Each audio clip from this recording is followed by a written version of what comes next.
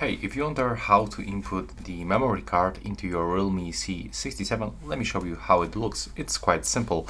So first of all, on the left side you can find input. So you have to prepare this SIM tool. It will be the best to get this original SIM tool from the Realme because it's actually really deep inside to open. This switcher is really deep inside, so you will have to put it like this, then press on it, and now we can open it easily. And here we can find place for your microSD card. So you will have to input it just like this, in this position. There we go. Let me just show you. Here it is. And now you will have to input it back.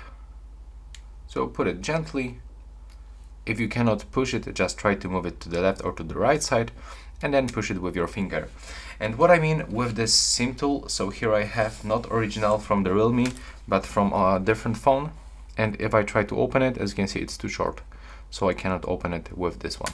And that's how it looks right now. Please subscribe to my channel and see you in the next one.